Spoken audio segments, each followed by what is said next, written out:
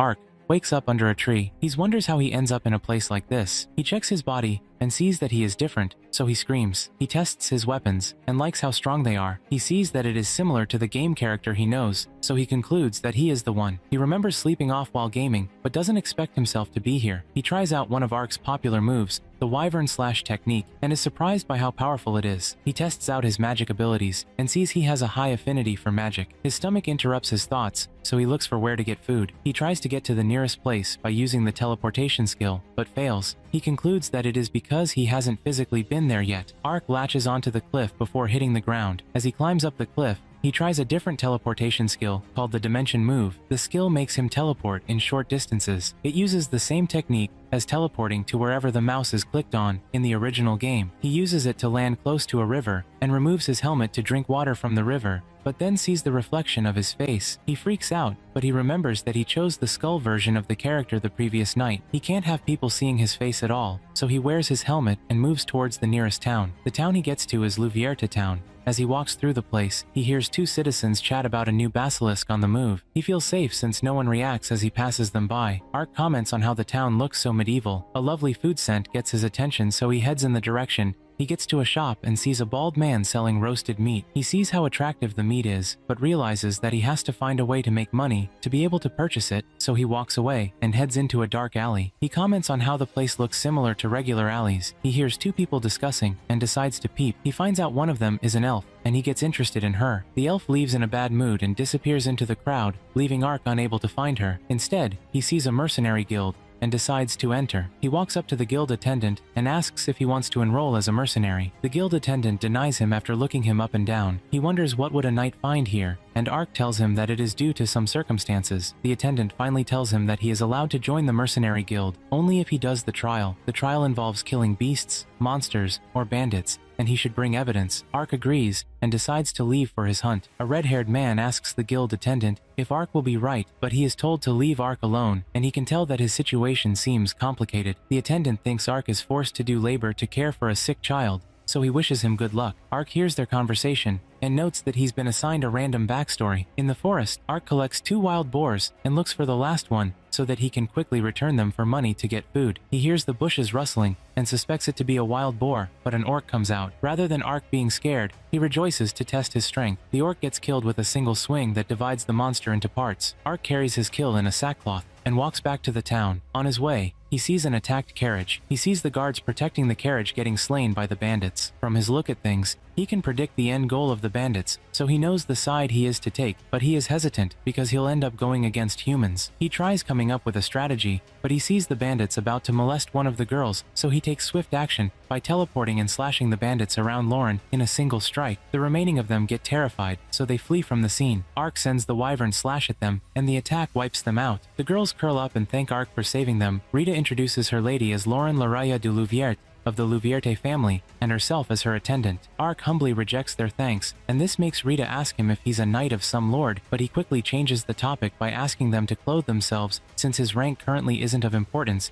so he agrees to clean up the mess. Rita thanks him and takes Lauren with her to get into the carriage. He sets out and burns the bandits' corpses. He watches the girls from afar and decides to loot the enemies for items. The girls approach him as soon as he's done and thank him once again. They ask him for a favor if he'll escort them, and he agrees. On the way, the girls question him for his name, and he tells it to them. At the mercenary guild in Louvierte, Ark drops the corpses in front of the guild attendant to indicate that he has passed the trial. The attendant approves his license, but doesn't expect Ark to be back so soon. The guild members congratulate Ark and ask him to join them, but he humbly declines. The attendant offers him the runestone from the orc he killed, and tells him that weapons can be made from them. He registers Ark and hands him his mercenary license. He tells Ark to check the board in the guild room if he is looking for work, and he can also join a guild to take on tough missions if need be. Ark orders a lot of meals and eats them in his room. He recalls the events that happened that day and finally concludes that it is not a game. A woman in a village is shown to be cooking a meal. Her child commends her for how hardworking her mom is. The next morning, the daughter practices how to write.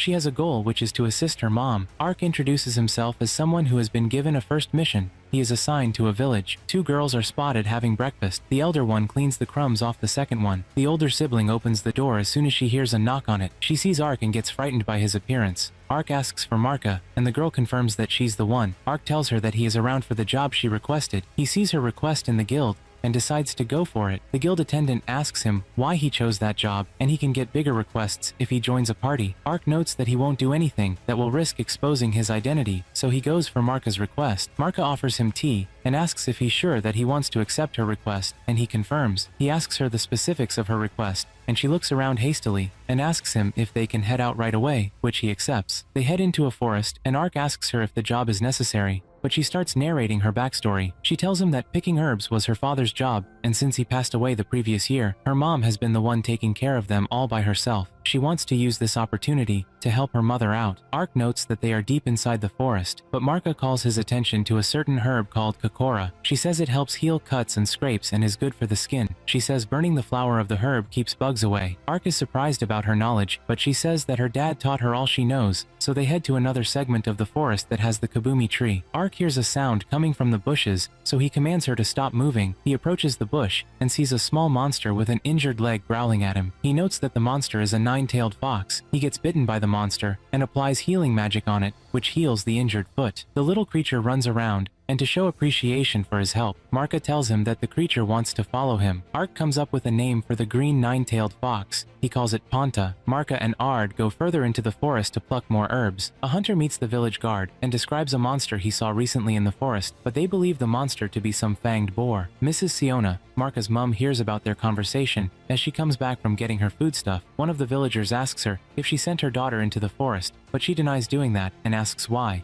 The man tells her that he saw her daughter entering the forest with some knight accompanying her. Marka leads the way and shows the arc of an open space in the forest. It is a crater with a giant tree at its center. She jumps into the crater and lands gracefully before Ark can warn her to watch her step. She signals to him that the kabumi tree is in full bloom. As soon as she turns around to go close to the tree, Ponta and Ark notice a presence. He shouts at her to halt. The monster notices her, so it growls out. The growl scares birds off, but it uses its tongue to latch onto one of them and then devours it. The salamander-looking monster attacks Marka, but Ark saves her just in time with his short-range teleportation spell. As soon as it notices that its attack didn't hit, it blows poison in their direction, and this melts the flowers. Ark evades and notes the monster to be a giant basilisk. The monster attacks him over and over, but he manages to evade and parry them. The basilisk goes mad and sends out a large scream that turns everything within its range to dust, but Ark uses his holy shield to protect himself from such attack. The basilisk uses this opportunity to send a variety of attacks towards Ark,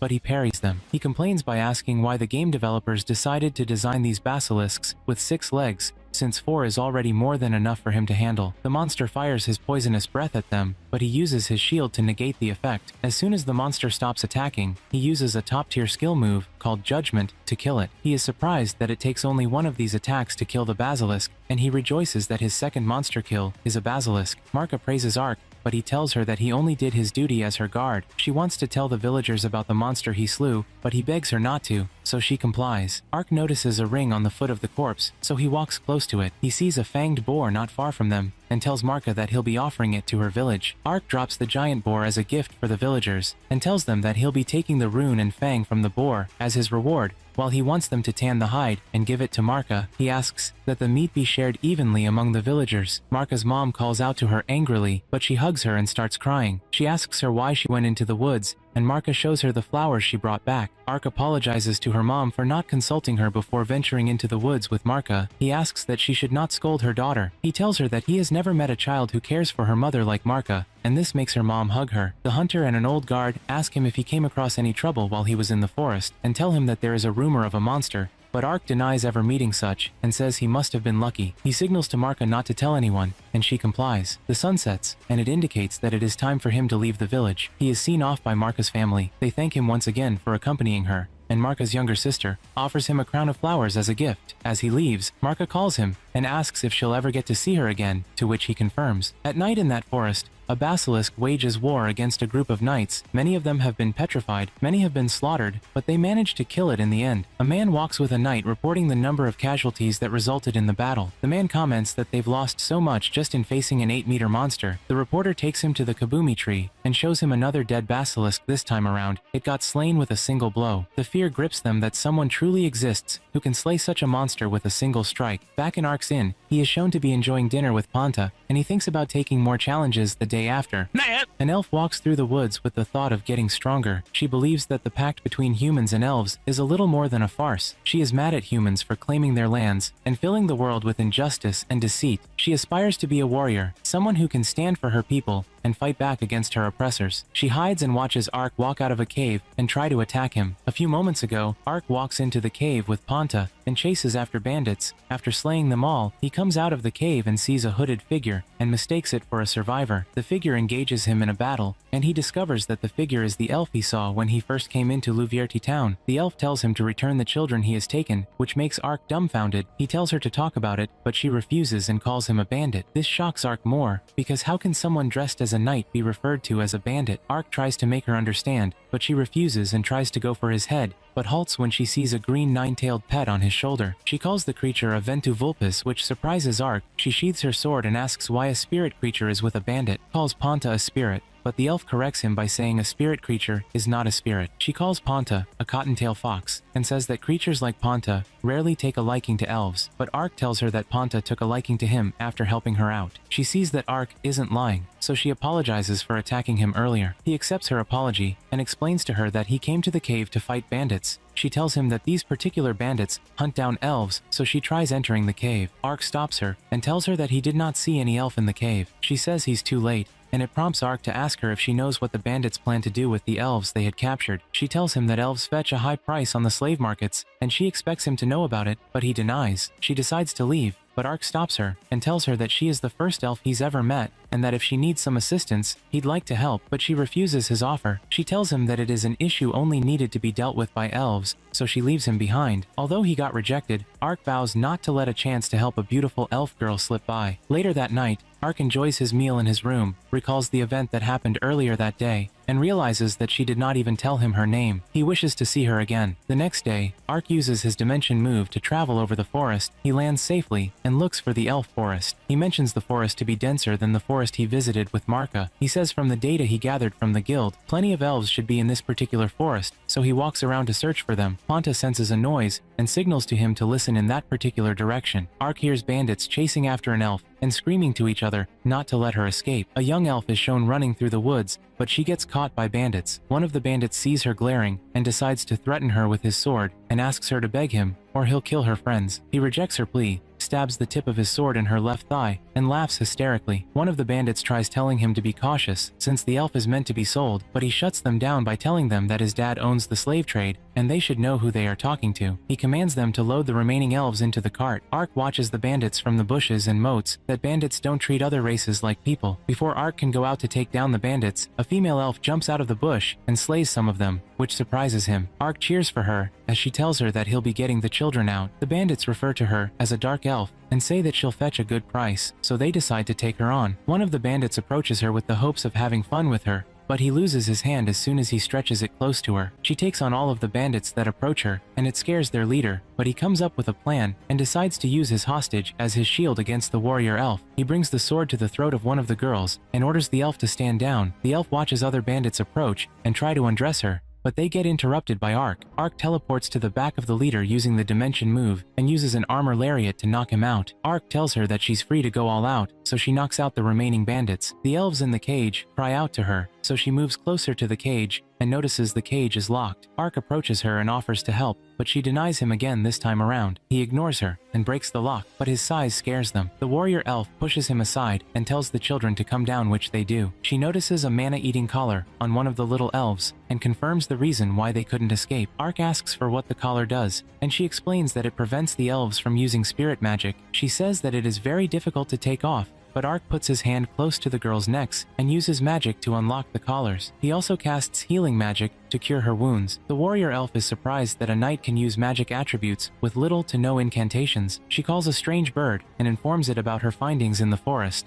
Ark asks what type of bird it is and how she was able to speak to it. She calls it a whispering fowl, a spirit creature that can remember speech and deliver messages. Two elves come to pick up the girls, and Ark tells them that it is time for him to part ways with them, which makes them sad, but he reassures them that he'll be there to protect them if they ever run into any villain again. As soon as the girls leave, the warrior elf calls him a strange person since she's only accustomed to barbaric and dangerous humans. She also says that he is capable of using multiple types of magic, and asks for his name. He tells her that he is of no importance, but a knight called Ark, and he is simply a temporary mercenary with Ponta as his traveling pet. The elf introduces herself as Ariani Glennis Maple, an elf warrior, and thanks him once again. The whispering fowl lands on her arm, passes news to her, and flies away. Ariani turns to Ark and asks if she can hire him since he is a mercenary. Ark agrees to help Ariani as her mercenary, and she thanks him. Ark teleports them using the gate spell to a place not far from the Lidel River. She is amazed at the level of Ark's skill. He can teleport them without the use of incantations. Ark asks if he'll be of great use to her, and she confirms. They walk towards Diento, another town. Ark asks her what their next plan is, and she confirms that they'll be meeting up with one of her allies. As soon as he hears this, he concludes that Ariani's ally will be beautiful, just like her. Her ally, Donka, stares daggers at Ark,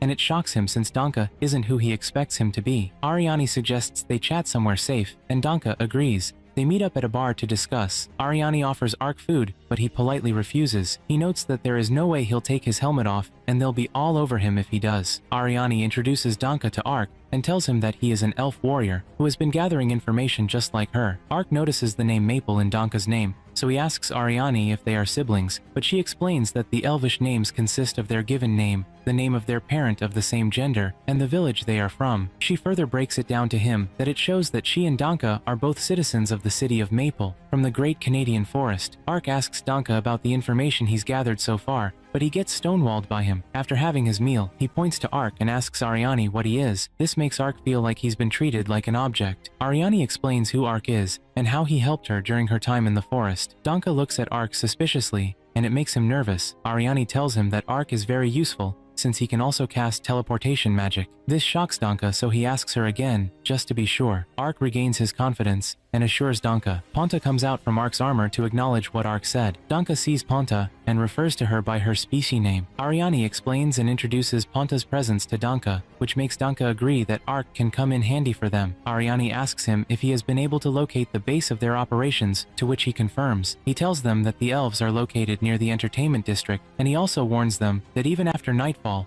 the place is still active. Ariani concludes that they should wait until late at night, until fewer people are around. Once Ark realizes that they'll be waiting there until nightfall, he picks up his bag and tells Ariani that he has some business to take care of, and he'll be back in an hour. Donka tells Ariani about how surprised he is that she can trust an outsider. This ruins her mood, but she explains to Donka that if it weren't for Ark, she'd have been captured. She answers Donka's questions by saying she has failed as a warrior, and she compares herself to her sister. Donka acknowledges Even, Ariani's sister, as someone who would have won without much difficulty if she were in Ariani's circumstance, but he tells her that there is no point in comparing, so he encourages her that, even for her young status, she has accomplished a lot, and she just needs more experience to be able to rival Even. Donka brings up Ark again, and asks Ariani seriously if he can be trusted. She agrees to it. Ark comes out of the mercenary guild with a lot of money in his hand. He says he's glad for looting the bandits he encountered earlier. He buys food, and goes to an alley to have a special meal with Ponta. At the venue where the captured elves are kept, the guards speak about how they plan on moving the girls, and the money they plan on making off them. One of the elves loudly declares that they'll be saved by one of their warriors, and the warriors will kill them for what they've done, but this makes the guards laugh at her. One of the guards grabs her by the hair, and torments her a bit to terrify them. Late at night, Ariani's company sneaks into the entertainment district to quietly get into the venue where the girls are held hostage, but a female ninja spots them. They see guards in front of the main entrance to their destination, so they re-strategize. Ariani asks Ark if he can teleport them to a window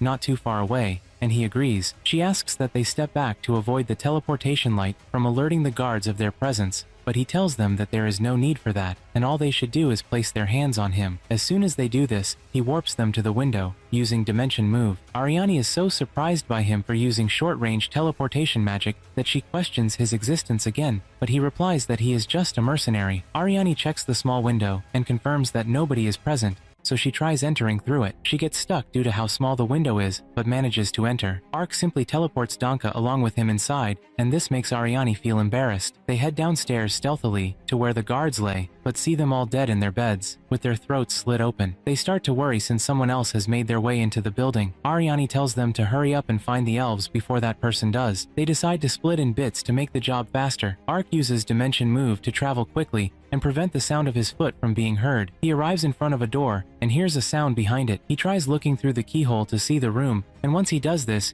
He teleports inside. Ark looks around and sees more dead people in their beds. He starts to worry about the perpetrator, but gets interrupted by knives thrown at him. He blocks the knives and sees a kunoichi, which attacks him with her sword. His armor protects him from all her sword jabs, so she retreats and tries using physical force against him. Ark takes his stance against her, and she does the same likewise, until she stands in front of an opened window before he realizes that she's a ninja, not just any ninja, but a furry-eared one. She asks him how he came to know about the term, but he says nothing. Ponta comes outside, and the ninja sees her. She sheathes her weapon as soon as she sees Ponta, because she believes that anyone being accompanied by a spirit creature is not malicious. She asks him if he is here to free the captive elves, and he confirms it, so he asks if that is also what she's here for. She tells him that hers is a different reason, and she hasn't been able to confirm what she's here for. She throws him a parcel and tells him where the elves are located. She throws a fruit at Ponta, and he jumps and catches it. As she steps out of the window to leave, she halts and tells him the location of 2 other elves to compensate for attacking him earlier. She leaps off before he can ask for her name. Ark checks the parcel given to him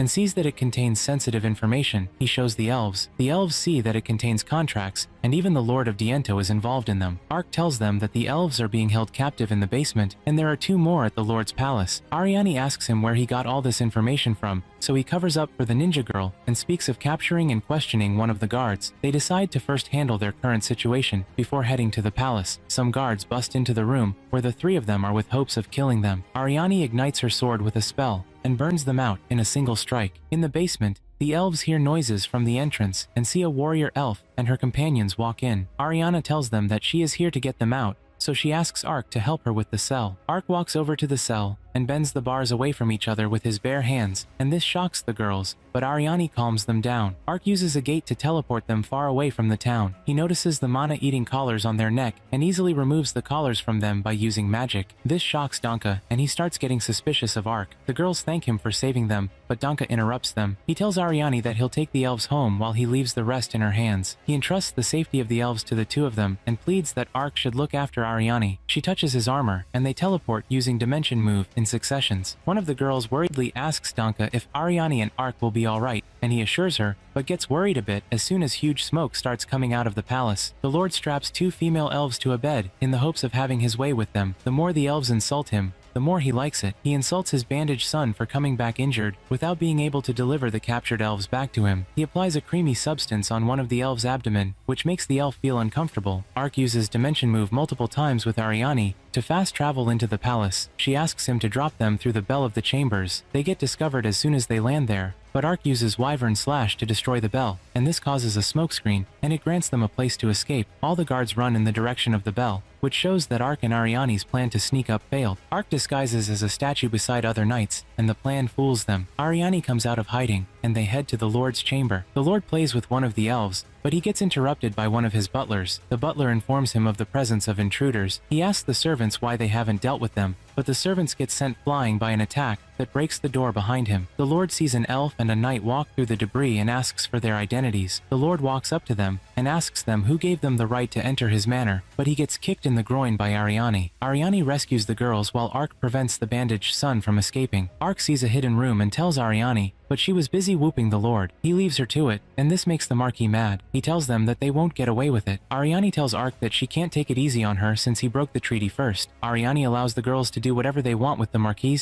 More guards pour into the room, and this makes Ark tell her to fend them off while he searches the hidden room. Ariani ignites her blade and knocks out all the guards. She tells the 2 elven girls to escape and meet up with Danka by passing through Lalatoya. Ark collects a lot of gold bars present in the hidden room. Ariani sees Ark looting from the storehouse and asks him why. He tells her that he is seizing the money to prevent the Lord from being able to have the funds to establish another slave organization, and she buys the idea and thanks him. Explosives go out in the building, and it makes Ark question Ariani if she is the one that set them up throughout the castle, but she denies doing so. They use this opportunity to escape using gate magic. As soon as they arrive far away from the castle, Ark deduces that it was the furry-eared ninja that set the explosions. Ariani pays Ark and thanks him for helping her with her work. She hopes he accepts her payment, even though it is not as much as the one he looted earlier, but he collects it. She asks him if he'd like to visit the Elflands with her, and if she'd like him to continue helping her. He agrees, but wonders if they'll accept an outsider like him. She tells him that she'll speak to her favorite elder to permit him to follow her. He tells her that he cannot take off his armor, but she tells him that only his helmet is enough. She asks him why he is skeptical about showing his face, and he asks her if she'll turn her sword against him the moment he removes his helmet, but she swears not to, and asks that he reveals his face. He takes off his element and reveals his skeleton face. He tells her that he mysteriously found himself in these lands, and it must be some kind of curse. She looks at him skeptically, and says that if he truly were an undead, he'd have the corruption of death, and he wouldn't be able to use healing spells, or the power of light to dispel curses, and there's no way a spirit creature like Ponta will be attached to him.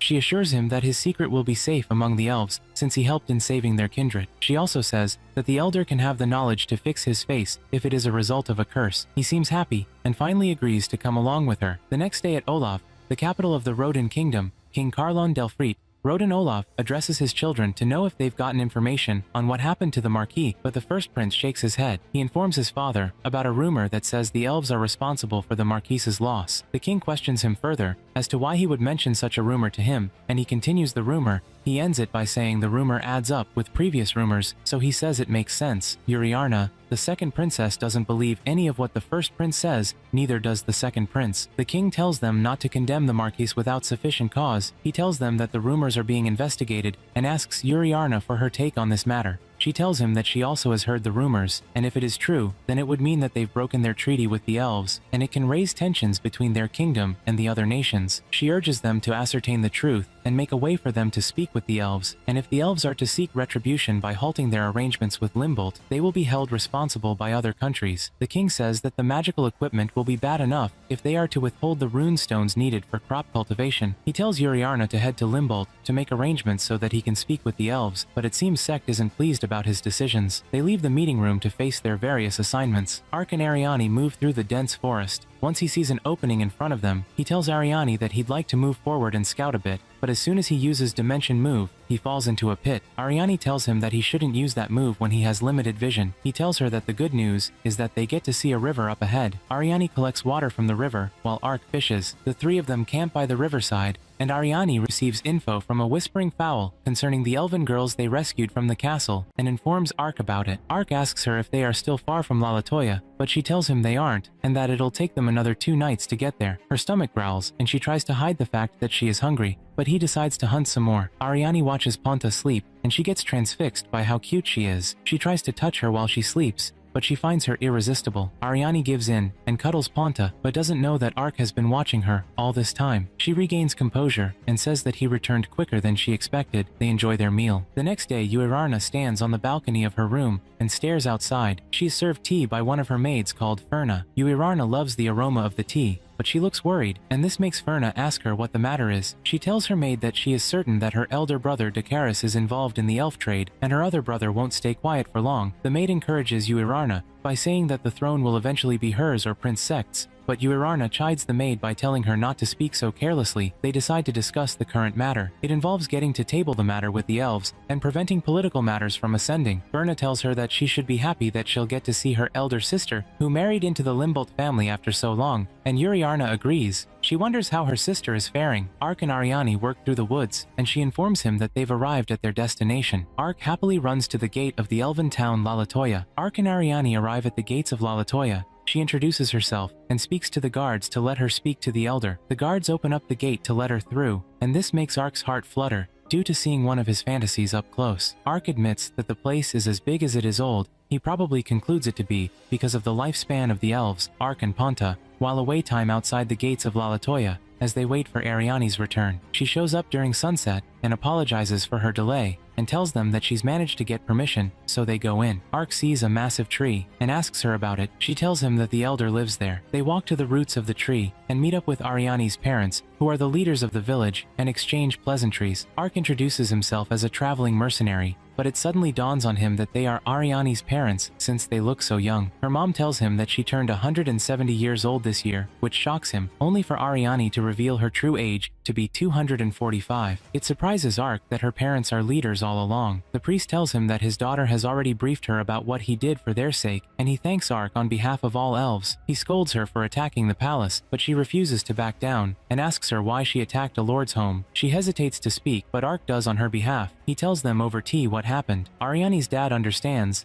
and tells them that he'll need to explain what happened at the general meeting of the elders, and Ariane insists on following him. He says that he'll need to show the people the contract written in that parcel. Her mom brings food over the table for them to feast on. Ark sees the delicious food in front of him, but feels insecure about removing his helmet to eat, but Ariane tells him not to worry about her parents, and they reassure him also. He hesitates and takes off his helmet to eat, but no one reacts. They spend the night there, and Ark is happy that he doesn't have to wear his helmet when he's with them. Ark wakes up and meets only Ariane's mom, Glennis, at home, and she informs him about the whereabouts of her daughter and husband. She tells him to hold on, and food will soon be ready. Ariane and her dad arrive at the venue and are greeted by other elves. They use magic to transport the two of them to their destination. They arrive at the forest capital of Maple and walk through the town. They meet up with seated elders and make reports concerning the kidnapping incidents. Ark walks around Lalatoya with Glennis and thanks her for showing him around. She tells him that this is the least she can do to show her gratitude for taking care of her daughter. The elves wonder what a human is doing amongst them, and it worries Ark, but a group of girls recognize him and come around to thank him for helping them earlier. He apologizes to Glennis as soon as the children are gone for delaying her, but she's glad that some of the elves like him. She asks him out of the blue if he'd like to spar with her. At the meeting in the capital, the elves discuss about the recent kidnappings and how the humans were careless enough to break their 400-year treaty. They say while the war between elves and humans happened to them only a generation ago, to humans, it served as history. One of the elders speaks up that they should not report the incident as it will seem as if they are showing weakness. Another elder talks about how Ariane attacking a lord's home seems excessive, and if it becomes public knowledge, it can start another war. The elder concludes that the operation to liberate their children will continue while they carefully watch for Rodin's kingdom reaction. Ark confirms if Glennis is serious about their match, and she tells him who taught her daughter how to wield a sword. She also talks about how dark elves are blessed with physical gifts, so they tend to measure their strength against someone powerful. The match begins and she charges at Ark with fast movements. He manages to evade her strike, but while he is in the air, she dashes behind him and hits his feet. This makes him fall to his back. She tells him that he needs to be able to evade with the least effort. They go again, but she keeps whooping him times without a number. Ariane and her father return from the meeting. Ariane wears a downcast look as she walks. She apologizes to her dad because she sees that it was her excessiveness that did not allow the elves to tender their complaints. Her father doesn't see anything bad in what she did. Instead, he tells her to continue saving their kin while they hire Ark to assist her. He tells her that the meeting took longer than expected, and he planned on visiting even since they are in Maple. Ariane wonders what business they had to do with her sister, but her dad tells her that her elder sister is getting married the year after, and it shocks her horribly. Ariane can never picture her elder sister getting married. She gets interrupted by her elder sister who just leaps at her the moment she sees her. Even notices her dad, but concentrates on doting on her younger sister. The dad comments that she hasn't changed one bit. He heads to Lalatoya alone. Even tells Ariane how proud she is. She says that she heard about the elves Ariane saved. Even smiles at Ariane and tells her that she's become strong, but this makes Ariane doubt her potential. She says she has a long way to go compared to Even. She breaks the air by asking if it is true that her elder sister will be getting married, and she confirms it. Even teases Ariane, and then tells her about her fiancé. Even asks Ariane if there's anyone she's interested in, but she denies it and avoids her gaze. Even sees that there's someone Ariane likes, based on her reaction, and tells her that she hopes the person she likes is stronger than her, and this makes Ariane say that she's asking for the impossible. Ark breathes heavily after continuous sparring sessions with Glennis. He charges straight at her, and as soon as she evades, he uses the dimension move to teleport to her back,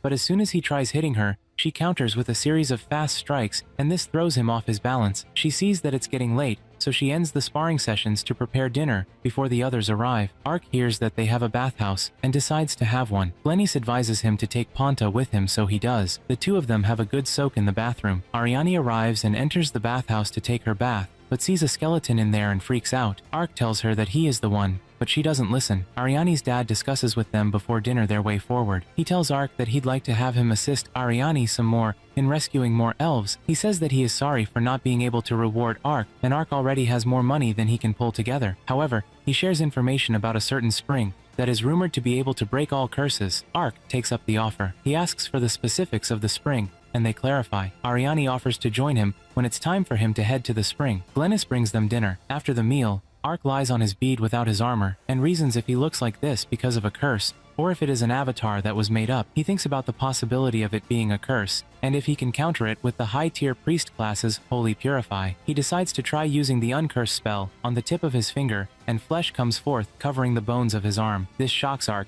and he screams out. The flesh covering Ark's forearm disappears, so he casts it over and over, but it still disappears after a while. On the next day, Ark and Ariani walk through the dense forest. Ark hopes he can discover if his curse is curable or not. Ariani asks him if he's alright, and he assures her. They go into an opening that has a pond, and they walk towards it. Ark sees giant insects around the pond, and as soon as they notice him, they start attacking him. Late at night, Ariani asks him why he ran away from them. She finds out that he's scared of bugs and makes fun of him. She shows him a map and tells him that she feels that they pass through the forest rather than going around it. A bar owner hears them and advises them not to go through the forest and that the forest is a dangerous place. She tells them the names of the monsters and haunted wolves. She says that about 12 people got attacked by the haunted wolves. Ariani asks if the wolves have always been in the forest, but the woman tells her that the haunted wolves just recently show up in the woods. The woman leaves them after giving them her shared warning. Ark sees how hasty Ariani wants to reach their destination, so he tells her to proceed optimally. She agrees that they'll head into the forest the next day. On the next day, at Olav, the capital of the Rodin Kingdom, a cart containing the second princess is spotted.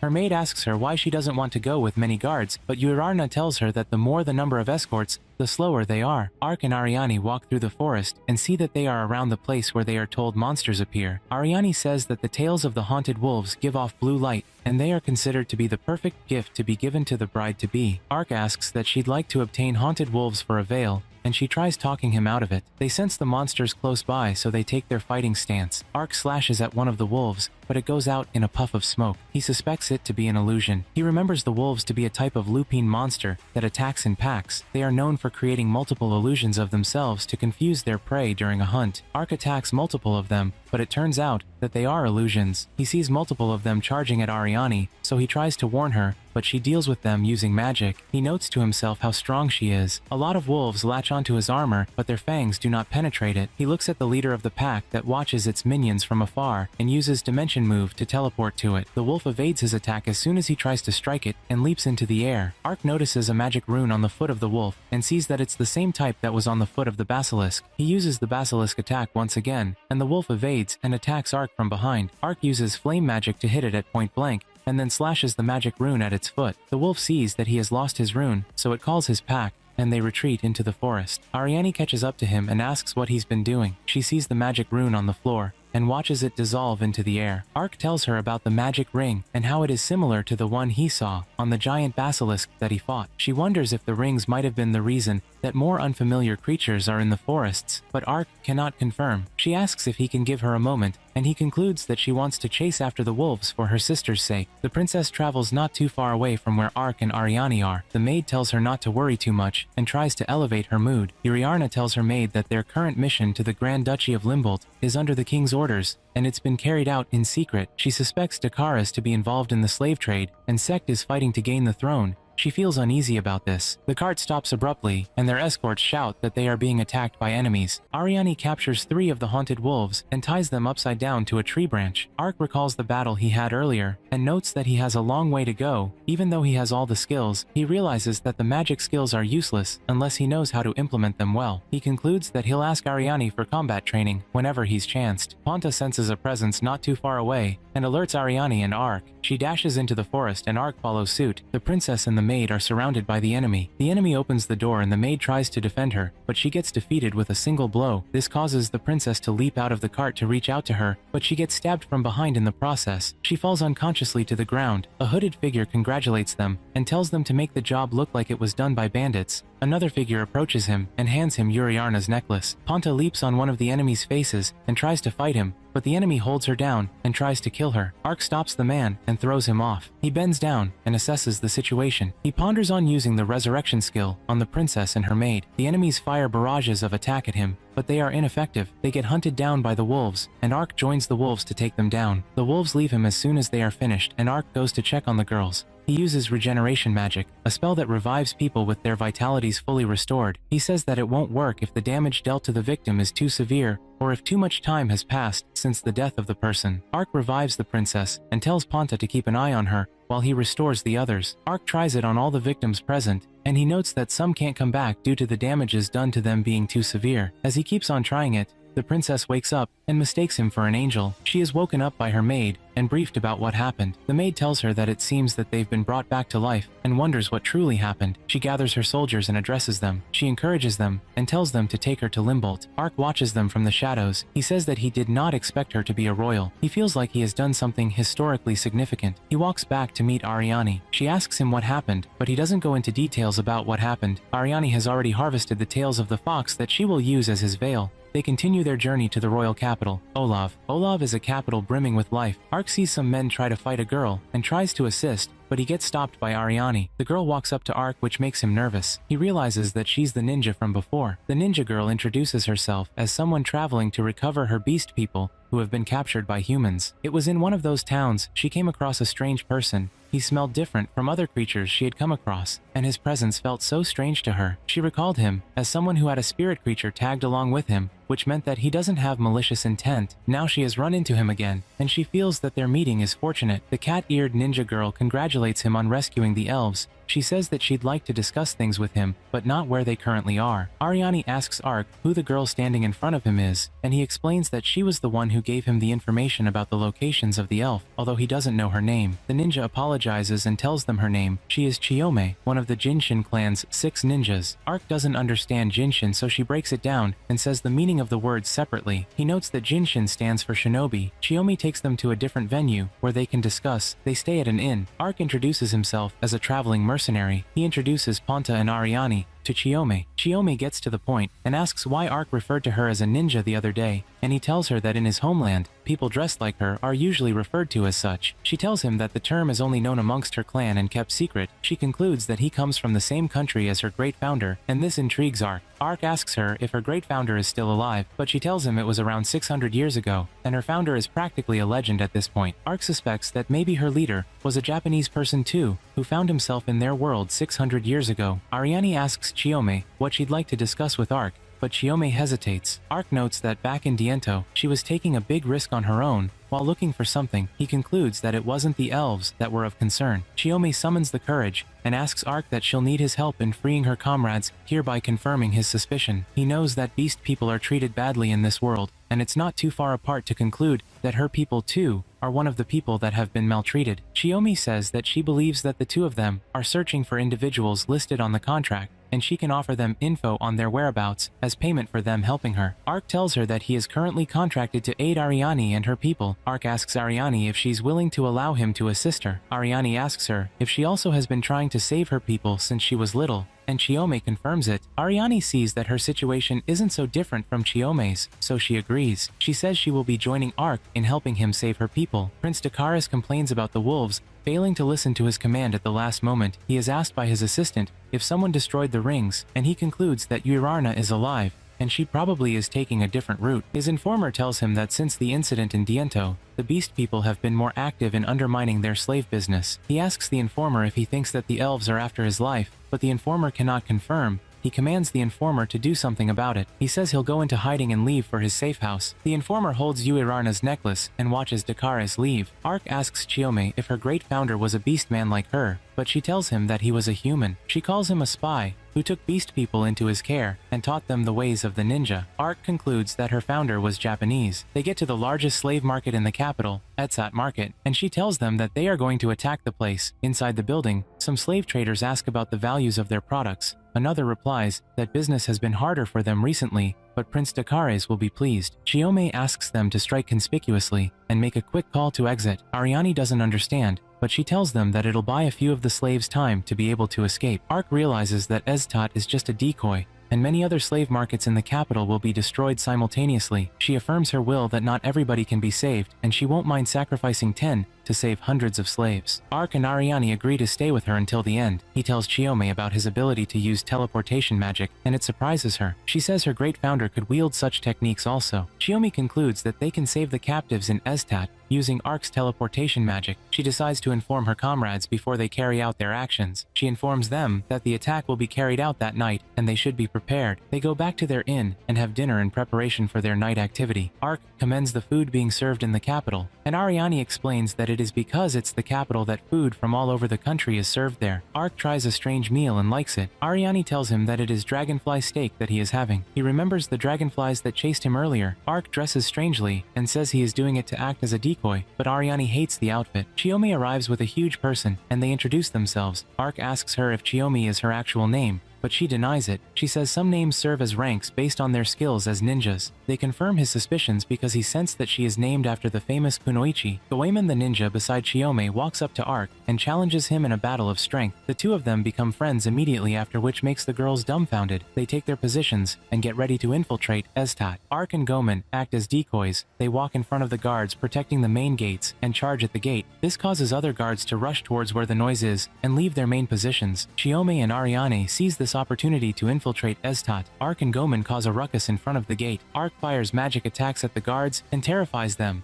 They summon more guards to try and set formation around the intruders, but they get easily defeated. Dakaris is informed that Estat is under attack and reacts badly to the news. The informer briefs the second prince of everything currently going on. Dakaris orders him to send in more men, and he obliges. In Estat, Goemon and Ark let loose on the guards. The ninjas infiltrate Estat, and the guards charge toward the front gate, granting Chiyomi and Ariane a chance to break in. Ponta notices a guard looking in their direction and growls, so it alerts the girls. Chiyomi uses water-style technique to end the guards. More guards come in, but Ariane uses flame magic to defeat them. They charge towards the inner chambers and see lots of slaves in jail. Chiyomi announces her name and goal and frees the slaves. More guards come into the jail room, but Ariane defeats them easily. She buys Chiyomi time to free up all the slaves. Ark and Goemon get out of the rubbles they created earlier while fighting the guards. They plan on entering the prison, but they get interrupted by Chiyomi and Ariane. They tell the men that they've managed to free the slaves in the main prison, and all that remains is the rear prison. Ark hastens them by telling them that reinforcement from the castle will soon arrive. Goemon decides to stay at the main prison to buy them time against reinforcements, while Ark and the ladies head to the rear prison. They easily deal with the guards protecting the prison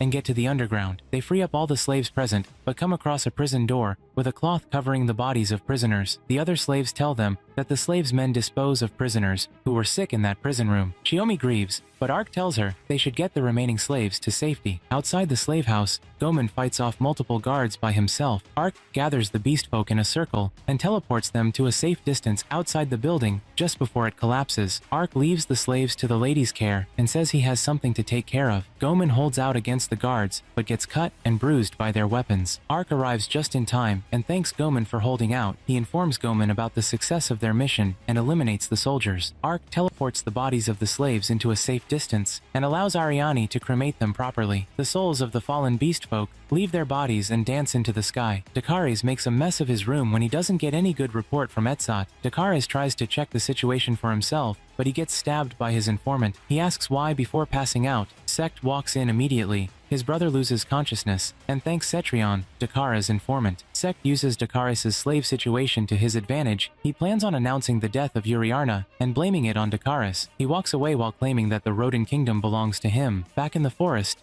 Chiyomi thanks Ark and Ariane for their help in rescuing the beast folk. She tells them that the beast folks have been rescued safe and sound. Goemon and Ark challenge themselves again and thank each other. Ariane tries to lift Chiyomi's mood, but Chiyomi determines that she'll get stronger no matter what. The three of them travel by boat through the channels of the town of Olav. Chiyomi thanks them, and they ask where she plans to go next, which she later divulges. She decides that it's time she provides them with the information she promised. At the Grand Duchy of Limbold, Princess Yuriarna arrives at the castle and sees her sister waiting to welcome her. She runs into her arms, and they shed tears of joy. She tells Yuriarna about how the news of her being slain by Dakaris almost broke her, and Yuriarna seems surprised, so she asks for clarity. They discuss the matter in the mansion. She briefs Yuriarna about how she was told that Dakaris was behind everything, but he got killed by Keltrion. Once Yuriarna realizes that Dakaris is dead, she seems uneasy, knowing fully well that Sect will get the throne. She asks why they concluded Dakaris to be her killer, and her sister elaborates that her beloved necklace was found with him at the place where he was killed. She suspects Sect to have planned it all. Her sister is glad that Yuriarna is alive, so she suggests telling their father, but Yuriarna declines. She says that she's sure it'll come in handy somehow. She asks her sister for aid in meeting the elves, for the sake of both races. Ariane sends the Whispering Fowl to Danka after learning of the complicated situation they found themselves in. Ark recalls the information Chiyomi gave them earlier, how the Revlon Empire is involved involved with the elves' slave trade. He recalls how serious Ariani got when she first heard the information. He is delighted that he gets to travel internationally. Ariani hurries him up and they leave for the Revlon Empire. In the Revlon Empire, a man reports to the Emperor about the death of Prince Dakaris and how he got killed by his brother Sek. The Emperor is not happy about it. After all, he provided for Dakaris. He asks the informant if the princess is still alive, but he tells him that she's dead. The informant says that things are going on as planned and grins. The informant informs him that the rings of the beasts were destroyed every time they were called. The informant tells him the princess could have gotten killed by another assailant. The Emperor concludes that everything must all have been Sek's plan. He asks the informant about a person called Fumba, and the informant tells him that the plan to bring Olaf to ruins is ongoing. In the deserted lands full of monsters and strange plants, Ark's company stares at these strange creatures. He gets excited when he learns that some of the creatures he saw fly earlier are wyverns. They try to send the whispering fowl messages, but it won't fly due to the sky being filled with wyverns. Ark jumps down from a cliff and uses a lightning spell to strike them all down, including his allies. He teleports and realizes that he made a blunder. A figure watches his company from afar and jots down their findings. Ariani complains in a bar and says that she'll appreciate it if he warns her before using massive magic next time. He apologizes, and they discuss the route they'll be taking. Ark notices the change in Ariani's expression and asks what the matter is. He says that he's noticed her reluctance to come to this empire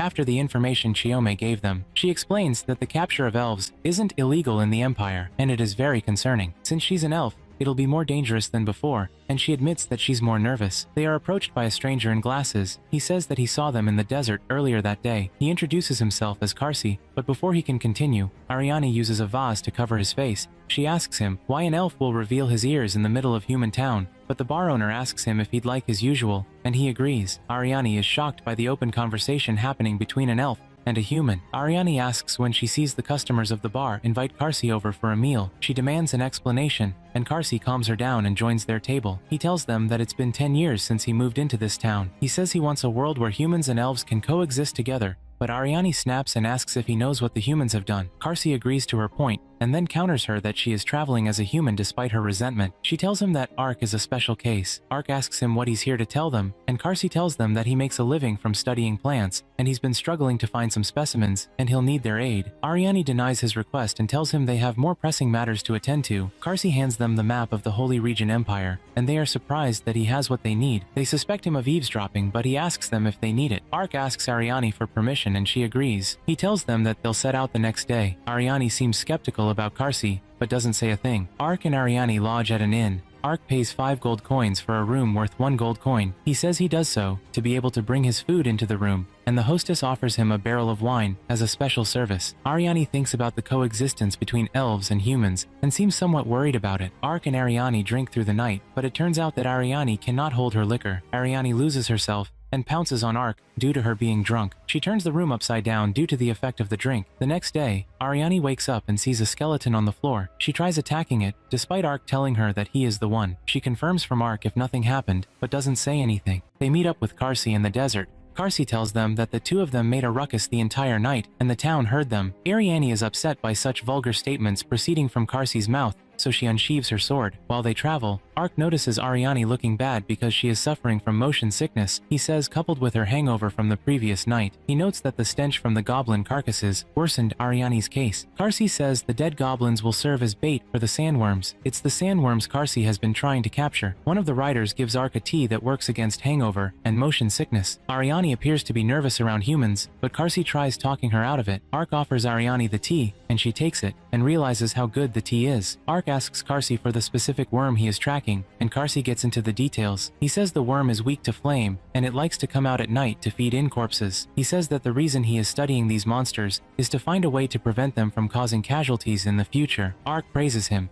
and tells him that he'd love to hear more about the monsters Karsi has studied. Ariani looks out of the wagon and notices that the other wagons are gone, so she alerts them immediately. A giant sandworm comes out of the ground and tries to attack the crashed wagon not too far away from them. Ariani jumps out and attacks the sandworm with flame magic, but it doesn't work. The monster changes its target to Ariani and strikes at her, but Ark saves her just in time. He stops the monster just before it bites her. He tells her to rescue their ally, while he buys her time. As soon as she does that, she informs him, and he lets loose by carrying the sandworm and smacking it on the ground, which surprises all of them. Karsi thanks him and hands him the map to the Empire. Ariani asks Karsi why he lives among humans, and he tells them that it's because he loves them. Ariani doesn't expect such a reply, so she asks him why. He tells her that his time with the elves gave him a bad impression of humans. But ever since he started leaving with them, he realizes that they aren't so different after all. He concludes that he wishes for a time when elves and humans can live hand in hand. She tells him that she cannot imagine a future like that, and it surprises him because she hasn't heard the latest news about Lambert. He tells them that the Lord of Lambert took an elf as his bride. She freaks out and wonders if the elf was coerced into marrying a human,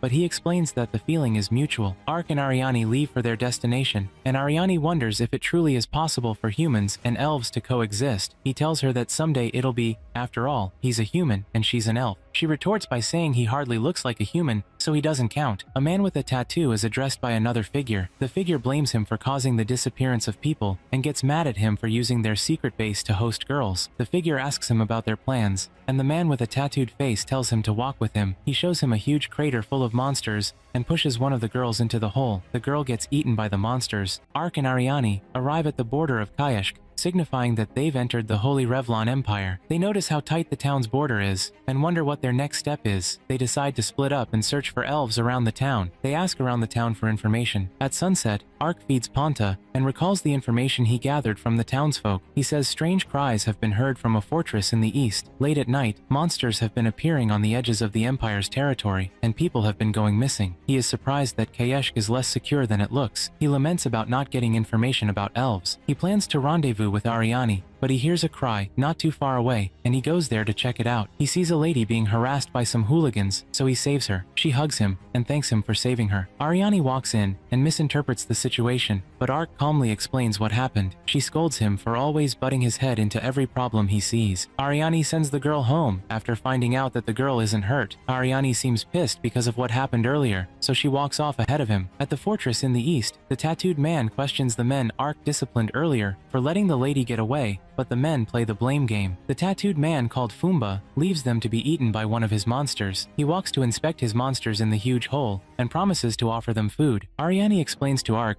as they stand not too far away from the fortress, about the elves that were brought to the fortress a few months ago. Ark concludes that it's likely that the elves aren't there anymore, and Ariani agrees, but she feels the urge to check the place out, so they both go there. They infiltrate the fortress, but they do not find anybody around. They search around and come across a secret passage that leads underground. They sense beasts below them, but still go there likewise. Ponta is used as bait to lower the guards' attention, and they deal with the guards swiftly. They get behind the door, and the stench of beasts intensifies. They go beyond that place, and see a strangely built underground passage. Fumba comes out complaining and sees the two of them. He drools upon seeing Ariani's body, which makes her creeped out. As soon as Fumba calls Ariani his, she starts attacking Ark. Fumba sees that Ariani is a dark elf, and grins to himself for hitting a jackpot. He commands her to kill Ark, but he tries to use uncursed magic to get rid of the spell on her, but it fails. Ariani finds herself being stared down at by her sister. Devon calls her weak and says they need to train for her to get stronger. She commands her to show her how strong she is, but in reality, she's fighting Ark. He uses the uncursed spell simultaneously, but she still fights him. He comments that he feels like his spell works, but something is stopping it. He studies Ariani as she attacks him, and sees a glimpse of a monster in her hoodie. Ponta jumps in and brings out the mini creature, and Ark burns off the creature. Ark notes that the creature is an imp. The thing kept casting illusions while clinging onto Ariani. Fumba introduces himself as Rozombanya, a monster sorcerer. He tells Ark that he can make monsters do as he pleases. Then Ark suspects him of being the person behind the monsters attacking the forests he was at. He asks Fumba what happened to the elves that were brought to this fortress 4 months ago, but Fumba nonchalantly answers that most of them have been rid of. He goes into details about how he brutally treated them, and Ark gets extremely upset, so he slashes the giant creature's head behind Fumba with a single swing and yells at him. Fumba summons a lot of creatures to fight Ark. He sees a lot of tougher creatures than he has ever fought so far, but he goes berserk on them and kills each with a single stroke. Fumba keeps summoning more, but Ark keeps killing them. A monster gets in the range of Ariani and tries to kill her off while she's unconscious, but gets stopped by Chiome. Fumba tries to call out his monsters, but she tells him that it is futile, Most of his monsters have already been dealt with. Ark asks what Chiome is doing here, but she is surprised that Ariane didn't tell him anything about her plans. He concludes that she was the one Ariane got the intel from about this fortress. The entire fortress starts shaking, and Fumba smiles, now that his masterpiece has woken up. He runs off, leaving them to fight his monster, but Ark teleports out of the fortress just before it collapses. The monster breaks forth from the fortress, and Ark notes it to be a top-tier monster with a mastery over the highest class of water magic, a Hydra. An explosion occurs on the rock beneath a castle, and Ark, the knight holding the unconscious Ariane in his arms, with Chiome and Ponta on both sides of his shoulder, teleports into the air. He looks at the site of the explosion covered in smoke and dust, and discovers a Hydra. The knight says hello, and his name is Ark. He starts to give a summary of his mission, and how he has to fight the abomination, which is the Hydra. Ark lands a little bit far away from the Hydra, and drops Chiome and Ariane, who is lying on the ground unconscious, while Ponta is still on his shoulder. Chiome starts to talk about the Hydra being the infamous ruiner of nations, and asks if the man from before is the one controlling it, with Ark affirming it to be true. Chiome continues to talk about how humans can control a beast of such scale, while Ark, whose left eye glows out from his helmet, notices 5 rings on the chest of the Hydra. She tells Ark that they need to make preparations before engaging it, as she proposes that they retreat. One of the Hydra's heads notices them. It shoots a breath attack at them, while Ark tries to cover the unconscious Ariane and Chiome, who try to escape. The area the attack hit explodes as Fumba, the man controlling the Hydra with some glowing marks on his face that stop glowing, starts laughing out loud, and asking how the taste of his power is, while saying he wiped them out. At his village, Fumba asks the elders why they won't give him the credit he is due, telling them that no one in the clan compares to him. One of the elders calls his name, and tells him that he's weak, and that in his weakness, he is searching for superficial strength before, and gives him more reasons why they won't approve of him. Fumba grits his teeth angrily, while remembering when he was in front of a noble, and the emperor talked down on him, and asked him to show them his powers, while he grits his teeth angrily. Back to the scene, the Hydra walks around while Fumba admires its powers, says that he will be unstoppable with its power, and that he will make everyone that look down on him bow to him. He sends the Hydra toward a town to consume it while talking on and on to himself. Ark destroys crumbles that buried him and the others, saying how glad he is that he activated his shield in time. Chiome starts to talk about the fact that Ark could even block such an attack, but Ark laughs and says that he is just a mercenary following Lady Ariane, who he starts to look around for while calling her name. He sees her standing on a rock conscious and releasing aura, while telling them she wasn't unconscious. The things that happened to her, and the things she heard when she was under a layer of illusions. She looks at Ark and tells him that they should go and find Fumba so she can make him regret the things he did to her kids and make her angry. She and Chiome start to think about the plan to use, and when they move to initiate their plans, Ariane tells Ark to follow him, but notices that he is staring at the Hydra that is going towards the town. After some discussions, he tells them that he can kill it, while Ariane calls Chiome to follow her to search for her enemy. She tells Ark to take care of the Hydra before she leaves. At the palace, the noble comes to give the Holy Emperor his update. He tells the Emperor about the Hydra project and that it's ready for fielding. The Emperor smiles while he asks the noble what he should do for Fumba, with a creepy smile on his face. The Hydra continues to move toward the town. The gatekeepers ring the alarm bell signaling to the soldiers. The commander starts to instruct the soldiers on what to do and where to evacuate the citizens, as he rallies his soldiers that they will defend the land that was entrusted to them by the Emperor. One of the Hydra's heads tries to shoot a breath attack, but is interrupted by Ark's Wyvern Slash. The other heads attack him, but continue unleashing his attacks on the Hydra. He uses his combat skill to cut off the head of the Hydra, but it immediately starts to regenerate. He acknowledges it being a mythological beast, before retreating to cast a spell. He summons Ifrit, the Inferno Demon, to confront the Hydra, whose head's just finished growing back. Ifrit stands in front of it, while Ark declares to the Hydra that he won't let it continue. Ariane, Chiome, and Ponta run through the forest looking for Fumba. They notice Ark's summoning Ifrit, who they all look at with awe. Ponta notices something and runs towards the area, while the other two run after it and call for it. Fumba is pissed,